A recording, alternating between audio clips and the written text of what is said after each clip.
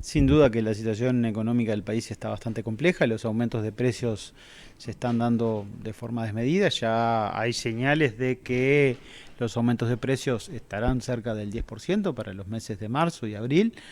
Eso muestra una preocupación muy grande porque, por el otro lado, los salarios, que son justamente los ingresos que nos ayudan a comprar los bienes y servicios de la canasta, son los que se están viendo disminuidos. Y en ese sentido, por ejemplo, en lo que tiene que ver con jubilaciones, ya los aumentos de precios de los 2 primeros meses del año se comieron la mitad de la jubilación,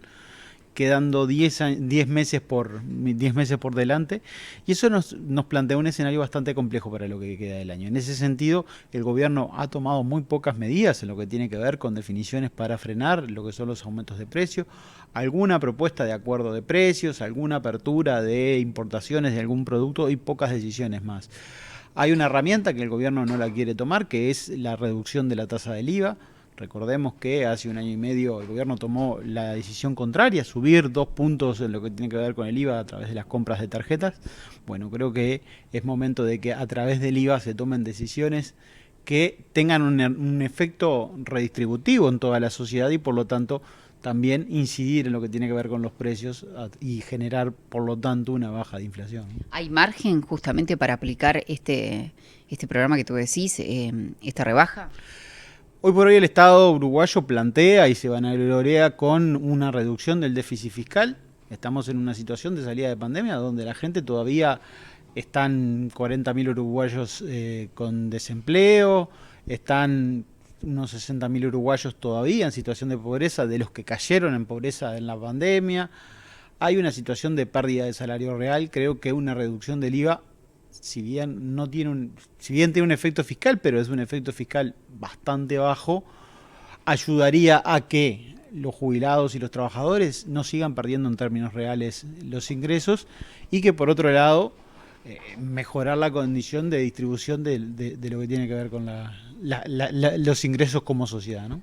Bueno, las perspectivas a futuro en lo que tiene que ver con este 2022 son bastante complejas en el sentido de que es muy probable que se pierda salario real. Eso implica que por segundo año consecutivo la economía uruguaya se expandió, creció y esa expansión no llegó a los trabajadores y a los jubilados.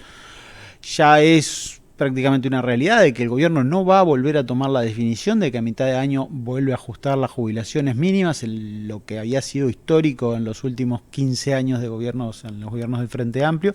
se dejó de aplicar en este gobierno y eso implica que los jubilados tendrán que esperar hasta enero del año próximo para volver a tener un ajuste de jubilaciones y pensiones, lo cual es una señal bastante negativa. Siempre pensando en la necesidad de que, bueno,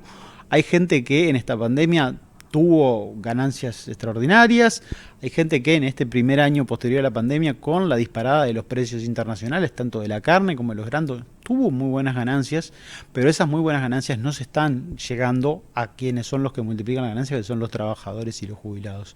Entonces, en ese sentido, nosotros desde el Frente Amplio lo que planteamos es la necesidad de apostar a políticas que realmente generen redistribución, que esos aumentos de precios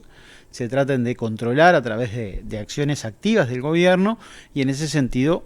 esperar una reacción que implique que los aumentos de precios afecten lo menos posible a la gente y que no se vuelva a perder salario real en este año.